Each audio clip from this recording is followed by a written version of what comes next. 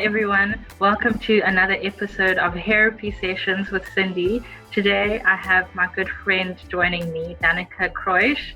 And I just wanted her to give us a perspective from her personal hair journey. Dani and I have been friends for a few years. I love her work and her writing, and I think she's cool. And I thought it would be great to introduce you guys to her.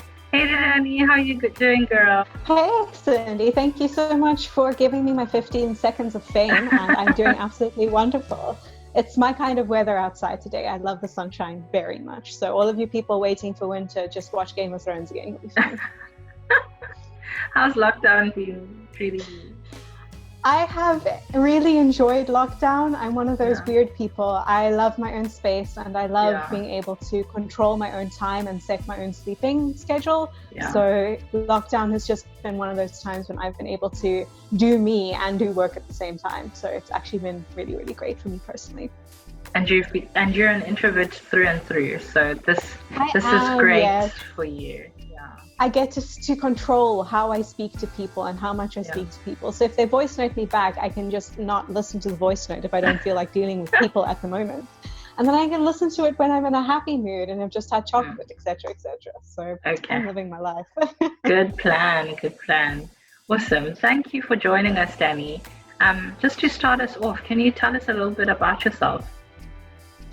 Okay, I am currently 26 years old. It's very damaging to my ego when I remember that this morning, but I'm really looking forward to turning 30 sometime soon, and currently I live in Grahamstown. I came to Grahamstown a couple of years ago to study journalism and linguistics at Rhodes University and fell in love with the people and the place here, and so I stayed, and I now am the administrator and operations manager for Every Nation Church in Grahamstown.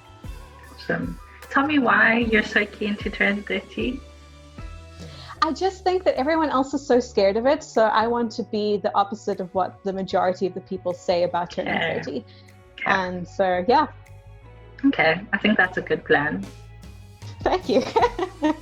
And isn't it weird? I mean, you were talking about realizing that you're 26 this morning.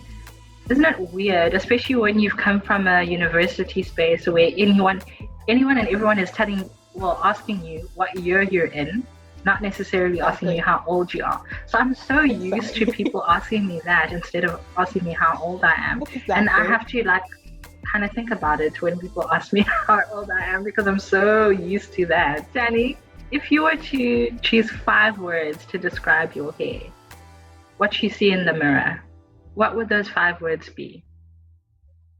All right, number 1 is brown. Number 2 is fluffy. And then we've got not long enough. Okay. Tell us about not long enough. I have, since I was about 14, been on a journey to grow my hair.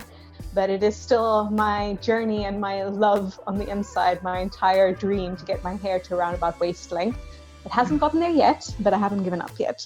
So not long enough yet, I should put in brackets. Okay, so you wanted waist length. I do, yes. Why? I just feel that I personally really value long hair on myself, and I just really like what long hair looks like, and I like having long hair on myself, and I feel like I can do so much with long hair. Not only hide my ears, which I really don't like, but also just different hairstyles and different cool things. And there's just some really cute hats and styles and all sorts of things you can do with long hair. And now it's become one of those inner stubbornness battles. So because everyone's telling me that I can't do it, I'm just like, I will show you, and I will grow my hair that long to watch me. Have you ever had waist length hair before? No, but I had close to just before I cut it into a bob that was like this short. Okay, and when did you cut it? I cut it in grade 3 on a whim one day.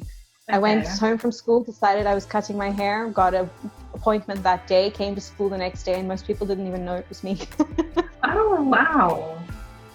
I mean, how did that come about? What were you thinking? At the time, It was accumulation of the hair issues and journey that I'd had up until that point. Okay. So beforehand, I was very into making my hair look like my mother's and my sister's. Just as a disclaimer, if my mom or my sister or any of my family members see this video, I love you guys, and anything that I say that I was feeling as a young child, please forgive me. I adore you, and I think that you are all beautiful people. Just to put that out there. But no, when we were younger, my sister and my mother had similar hair, so they both had really curly, really pretty blonde hair. And there I was, the changeling child with this dark hair. And so everybody who saw them walking down the street together would immediately pair my mom and my younger sister. And they would kind of look at me sideways and go, "And this one?" And because since I was 4, it was just my mom, my sister, and I in the household, it was an internal desire to be paired with them, to be part of the trio, not, the odd one out.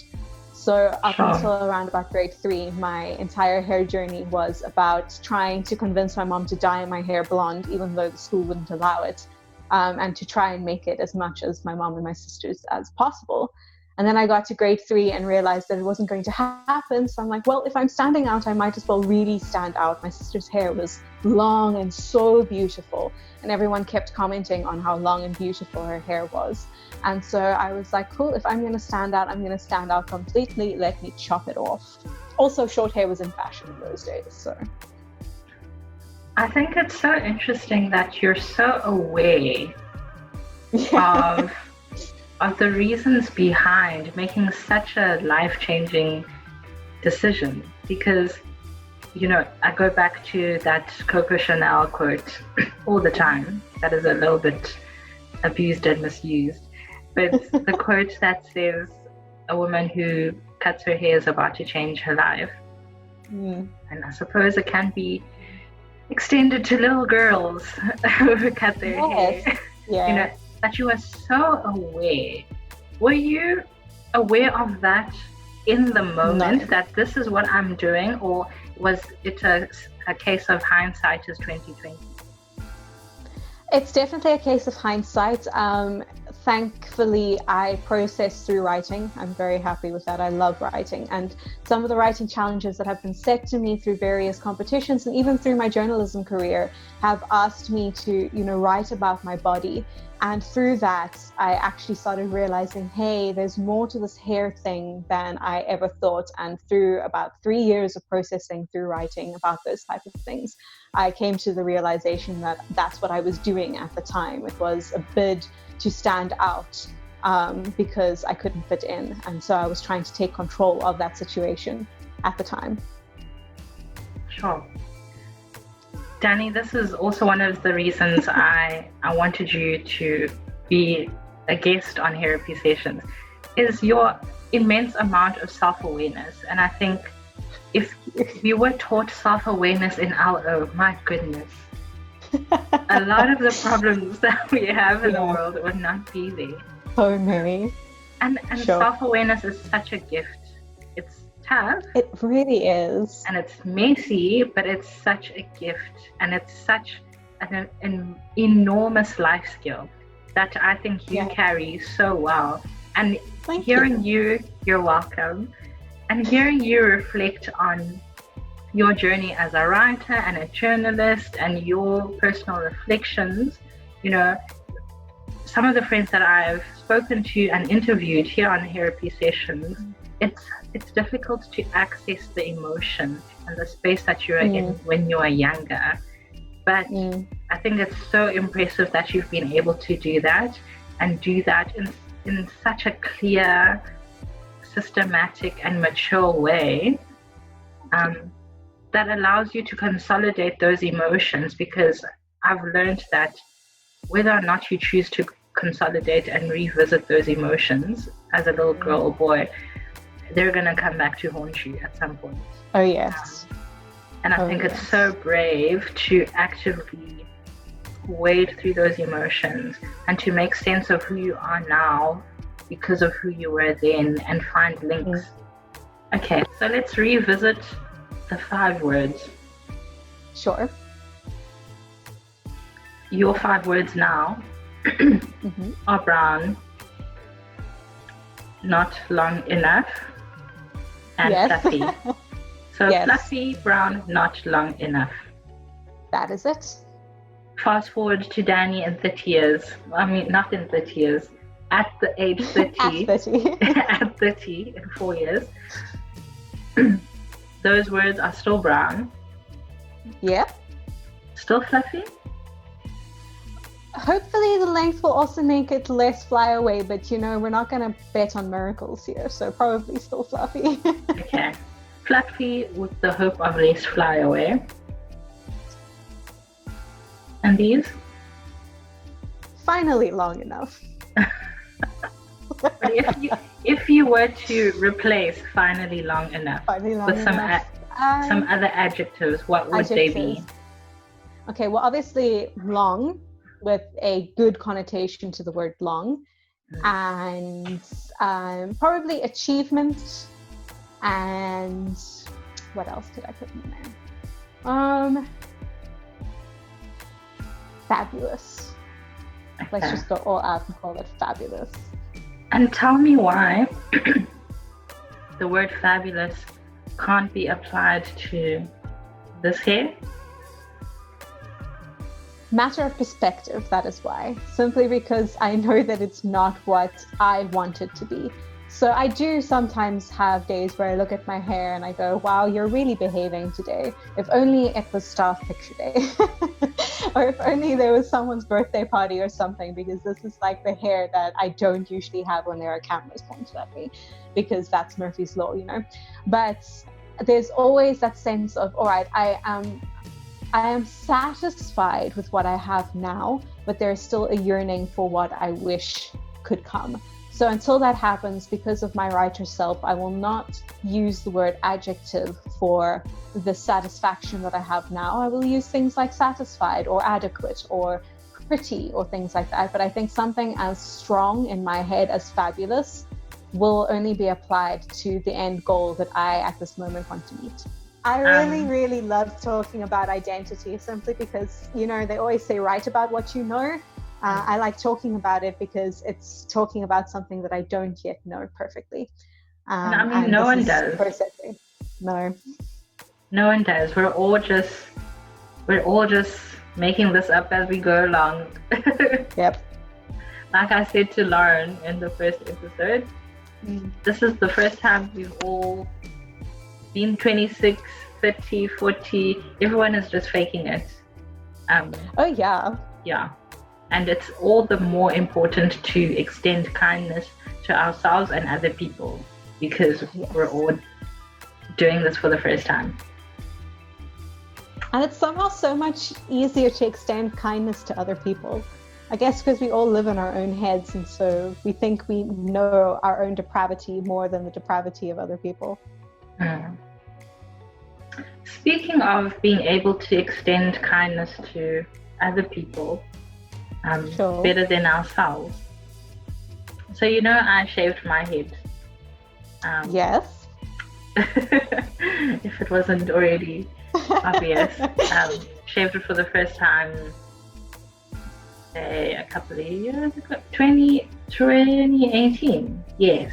Sure, November 2018, after I turned 25. And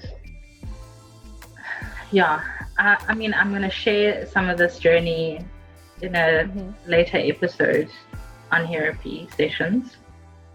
But one of the things that I was most shocked by and taken aback by was how consistently unattractive I felt after shaving my head. And obviously I was bound by the fact that I couldn't just make my hair grow back at snap of a finger, but actively choosing to sit in that and not to hide it, and not hide under head wraps, and not go buy a wig, and not, I felt like it was fundamentally important for me to work through those emotions and those insecurities. And I was very struck by the way people affirmed me and welcomed the look, and just just covered me in affirmation. It wasn't always like that. I had some very interesting comments made.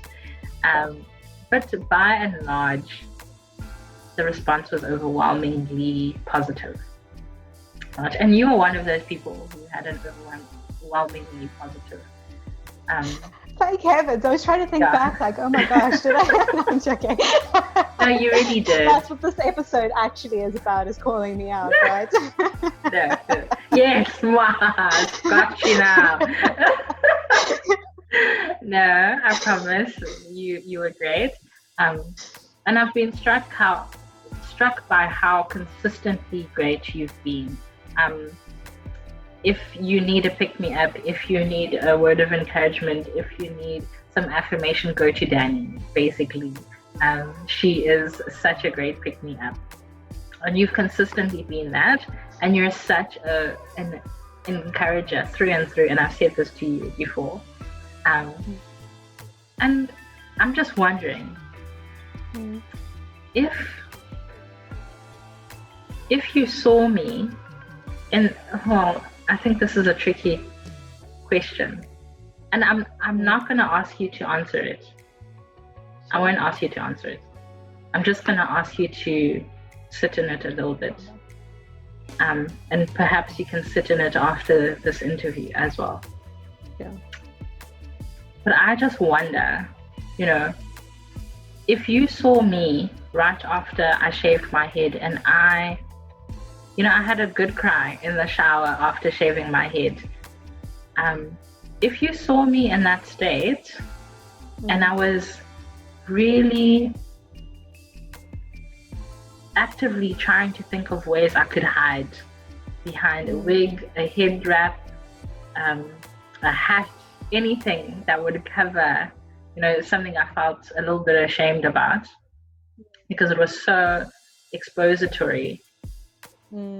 What would you have said to me? Would you have said the same thing that you mentioned now?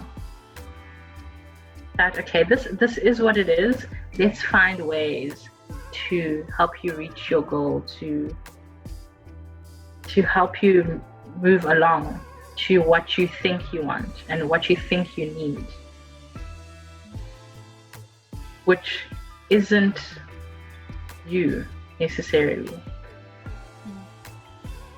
I'm just wondering what your response would have been. And again, you don't have to answer this. And I say that in relation to, again, what you said about being able to extend kindness to other people, which you do really well. And a lot of people do. We extend kindness. We find it easier to extend kindness to other people more than it is to extend kindness to ourselves. Would you have been, and I think you would have been a lot kinder to me than I think you have been to yourself, and if I'm being honest, are currently being to yourself. That regardless of how long your hair is, long, short, straight, curly, fluffy, not fluffy, not long enough, you're still Dani. And I just wonder if you're extending the same amount of kindness and delight in 30-year-old Dani with waist-length hair as you are to present-day Dani, as you are to mini Dani. Maybe that's the question. That's the question. Maybe that is the question. Are you extending the same amount of kindness to future Dani that may or may not happen, 30-year-old Dani with waist-length hair, as you are to current Dani with fluffy, brown, not long enough hair, to mini Dani, who I think had long hair cut it, was overshadowed by her sister, was in a whole bunch of emotional turmoil. Yeah. I think that is what strikes me the most, is that no matter what it is, whether it's our hair, whether it is our running, whether it is our other parts of our appearance, the debacles that we set ourselves in and the comparison that we set ourselves in is largely in our own heads and or from corporations, which are things that don't actually exist. They're just algorithms and marketing strategies. I think that it is still a process. I'm not going to pretend that I am absolutely 100% loving to myself, because I don't think that any human is.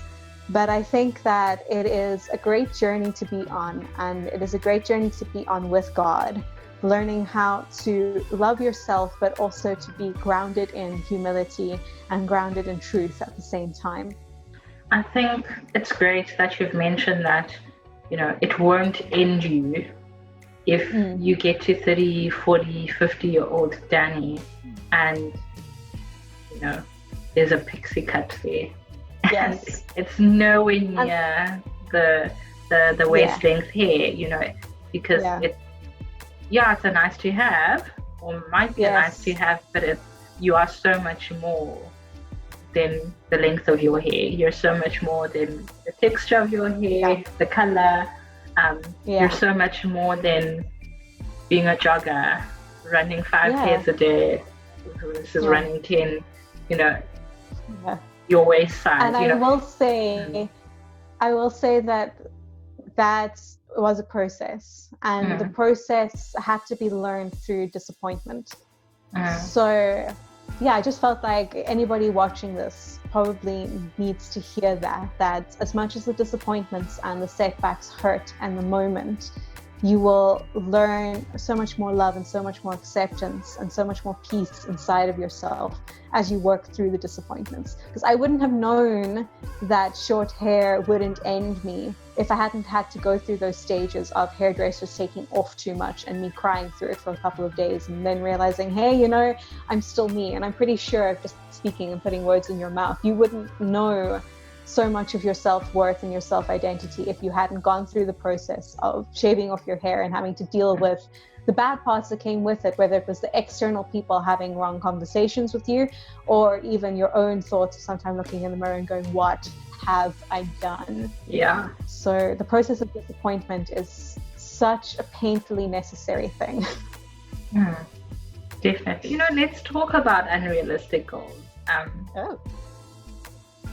How do you think unrealistic goals, unrealistic images in the media, in your social circles, how do you think those have impacted you?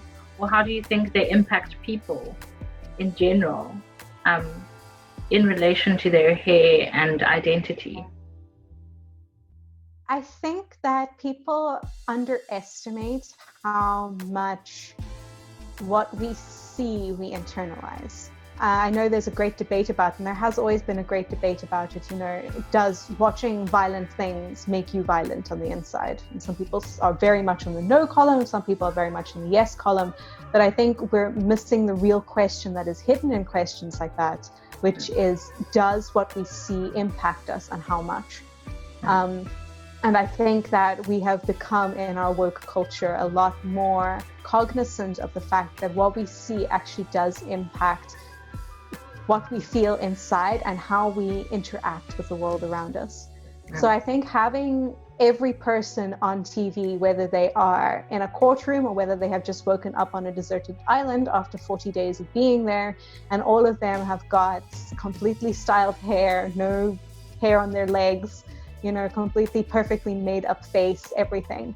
That is, without saying as much, it is placing in us this expectation that if you do not look put together in the way that you view put together, or the way that you have been asked to view put together by the larger society around you, then it's your fault. And, you should be shamed. Shaming is huge in our culture, unfortunately. And so I do think that having unrealistic expectations in that, either animated or only having certain types of people be everywhere in media, and they're everyone from the hero to the love interest to the person who serves them tea over the counter. It's very strategically placed that way, and it does impact the way that we try and navigate our differences. Because if we're not explicitly told in everything that we see that difference is okay, we're going to logically come to the conclusion that I am different and that is wrong. And how do you think we do that work for ourselves? What would you say to the people who are watching who may not have been aware of the images that they've been bombarded with, since birth? It's a complete onslaught on our subconscious minds, the messaging that's out there, the conversations that we have around our dinner tables. All of that plays a major role in terms of how we view the stereotypical archetypes of beauty, and what is acceptable, what is not acceptable, particularly in relation to us and in relation to other people, and how we treat ourselves and how we treat people and how we relate to other people in the context of those belief systems. What would you say to the people watching, or to anyone, about how to do that work, how to actively kind of rid themselves of those images, those belief systems, and to replace them with truth? I think that firstly, the disclaimer is that everyone's journey is different, and everyone's journey takes a longer or shorter amount of time, and that's okay. Don't feel like you have to have a bolt from the blue and suddenly be like Lizzo, and love yourself completely. Even if you listen to stuff from her, she has been on a journey, and everyone is on a journey, and it's also okay to backtrack. It's okay to one day wake up and just have a day of, I really cannot stand myself right now, and we're going to go on a diet and grow our hair and dye our hair and get rid of these clothes and run 5 kilometers, and whatever the case may be for you personally. But I think it's a process of being very vulnerable with yourself and hopefully someone that you care about. Please don't try and do this journey alone. If you know Jesus, definitely do it with Jesus. But also do it with another human being that you really, really trust and who loves you for your heart and your soul, and not the meat body that you have been given to work with. Just because, internalizing things can get you on a spiral, and then it's very difficult when you're focused inwards to see the lighthouse at the end. So you need someone to be your lighthouse and to be a trustworthy person to get you back on track when you start just internalizing so much that you can't see the forest full of trees. But the second bit of advice I can give you from my own personal standpoint is just to be vulnerable with yourself and saying, all right, who is the one person that I want to be like, or the couple of people that I want to be like? What is it about them that I appreciate? And will other people really love me more if I have what they have? And if I think that, why do I think that? And just really unpicking the reasons that you want to look like that or want to achieve those types of things, and to really come to the conclusion in your own time, in the space that feels great for you and right for you, to the point where you unroot the lie that is underneath all of that, which is, I need to do in order to be accepted. And there is something that is within every single one of us that is half lie and half truth. That is, I'm not good enough as I am right now, ergo I need to change myself in order to be loved by people who are, as we have already established, we see the people who are meant to love us as less flawed than ourselves intrinsically, and usually. So viewing those people who are in our minds, and incorrectly so much more perfect than us, that is the love that we are chasing after. But the truth in that statement is that we aren't really great by ourselves, but the only way to get to that greatness is through Jesus. brought a bit of the gospel in there, but it is actually the truth that I have come to. And so whether you are a follower of Jesus, kind of a follower of Jesus, or not at all, the main point that you have to get to is do it with somebody who you trust and who loves you and who can see you better than you can see yourself.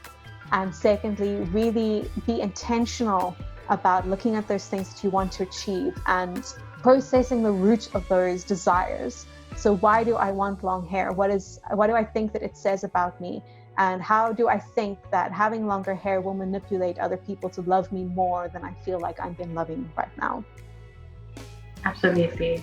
A few things stick out for me in what you've just said. Firstly, no, that was perfect. What you were saying about how it's important to particularly for yourself, how you've gone through this journey with Jesus. And for me, God's fetched me a lot, and it's been so helpful to know that I have a God-given identity. I am intrinsically worthy, and worth dignity and love, and validation, and that I'm first and foremost validated by my Creator above all else. And that it's also important to go on that journey with the people in your life, the people you trust, people who can hold you accountable, the people who can say, girl, don't talk about yourself like that. Yes. That's my friend you're talking about, who mirror and bounce back the words that you're saying about yourself. Because sometimes we don't know. We're not aware of how much damage we're saying and doing to ourselves and our own self-esteem and our own ideas around self-worth and image. And it's important to have people who are actively mirroring that back to you and actually actively replacing those things with truth.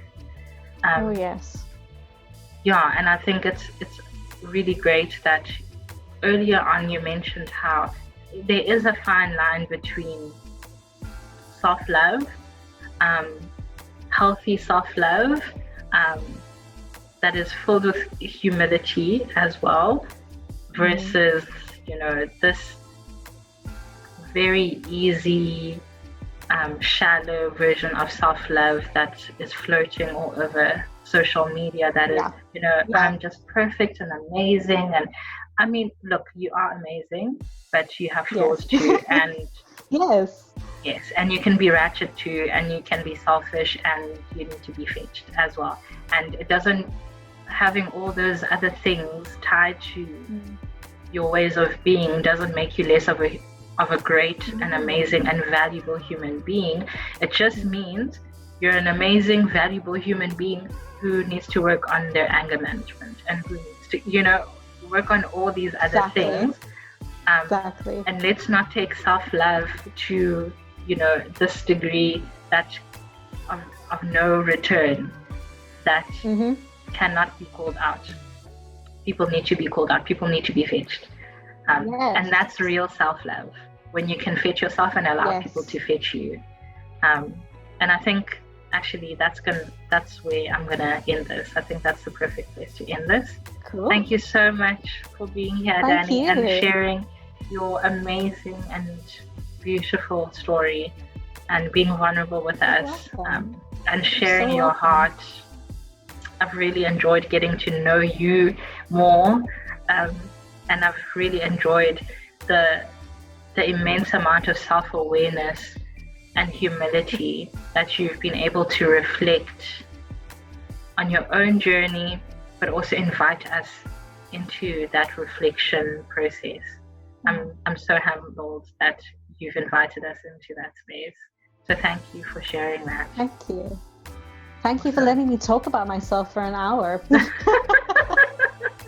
You're welcome. Awesome.